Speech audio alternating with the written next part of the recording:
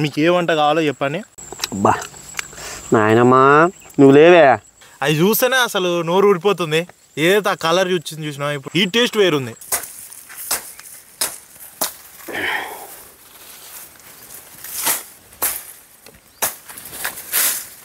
మొన్ననేమో డబ్బా చికెన్ అన్నావు, అది కత్తర్ నాకుంది. మరి నిప్పుల మీద అన్నావు, ఎట్టుంటది ఇది? నిప్పుల మీద కత్తర్ నాకుంటుంది, పొగ పడకుండా.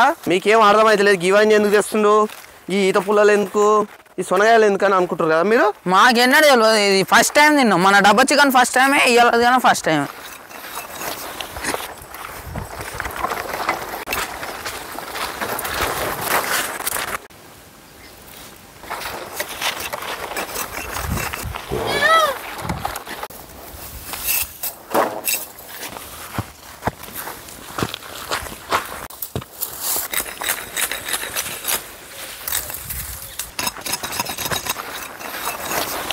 అమ్మా ఏంది ఇంత షార్ప్ చేస్తున్నావు?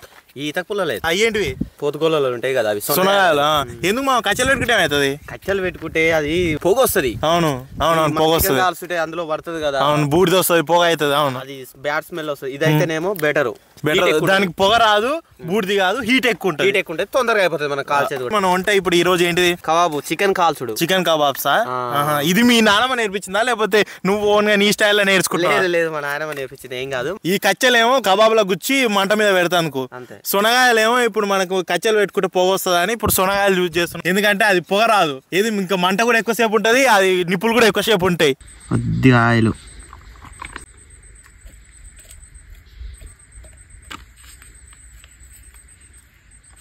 కొద్దిగానే వేసుకోవాలి. కొద్దిగా ధనియాల పొడి వేసుకున్నాం, పసుపు, సాల్ట్ బాగా కలుపుకుంటే ముక్కలకి మనం తిననీక కూడా మంచిగా ఉంటుంది. కొద్దిగా లావు కొట్టుకోవాలి చికెన్, మనం వండేటట్టు కాదు కాబట్టి. పుల్లలు లావు సైజు ఉన్నా ఎంత సైజు ఉన్నా హీట్కి అవి కాలిపోతాయి. చికెన్ నేను కేజీ తీసుకున్నా. ఫస్ట్ పుల్లలకి, ఈత పుల్లలకైనా దేనికైనా చింత పుల్లకైనా మీరు గుచ్చే ముందర ఫస్ట్గా మెత్తడి ముక్క గుచ్చుకోవాలి. అటు సైడ్ రెండు ముక్కలు. అది ఎందుకంటే ఈ కొస గుచ్చుకున్నాం అనుకో, ఈ మెత్తడిది దబ్బున కాలుతుంది. అందుకే మధ్యలో పెడితే మంట ఎక్కువ ఉంటుంది కాబట్టి ఇంకో మధ్యలో బొక్కలు గుచ్చుకోవాలి.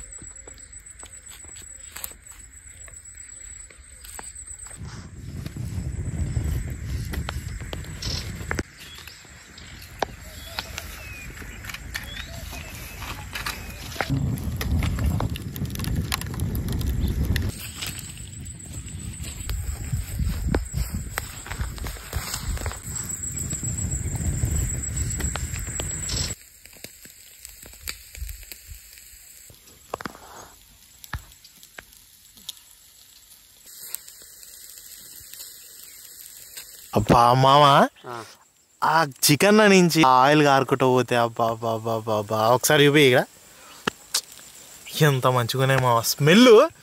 ఇప్పుడు నేను ఇప్పుడు వేయించిన ఇంటికి బర్రకాడ వేయించిన ఇప్పుడు ఎలగొడతా అనుకో, దానికి వస్తుంది. అది చూస్తేనే అసలు నోరు ఊడిపోతుంది. ఏదైతే ఆ కలర్ చూసినా ఇప్పుడు ఇట్లా కొంచెం తెలిసిపోతుంది. ఇప్పుడు కాలినట్ట ఇంకెంతసేపు ఉంచాలి మనం దీన్ని? ఆల్రెడీ కాలే, కాకపోతే ఆ కొసలు కాలేదు. అక్కడ మొక్క ఇక్కడ మొక్క కొద్దిగా కిందికి డౌన్ పెట్టుకుంటే అది కూడా కాలుస్తున్నాడు. అబ్బా కానీ చూస్తే ఆ రంగే చూస్తేనే ఇప్పుడు నోరు ఊడేటట్టుంది ఆ రంగు. ఇప్పుడు ఏదైతే అది కొంచెం సప్ప ఉంది మా, సప్ప ఉంది. ఎందుకంటే కారం కూడా కొంచెం కలుపుకుంటున్నాం, ఫస్ట్ కలుపుకుంటాం కాబట్టి దాని మీద ఉడికి కారం ఎక్కువ వేసుకున్నాం, అందులో వేసుకున్నాం అనుకో మాడిపోయినట్టు కొడుతుంది, ముక్కు ఉడికింది అనుకుంటారు మీరు. అవునవును, తక్కువ లైట్ వేసుకోవాలి. మనం పక్కన అన్ని కారం మళ్ళీ సపరేట్ వేసుకోవాలి. సపరేట్ వేసుకొని ఇట్లా ముక్క దుంచుకొని కారం ఉప్పు అందుకో.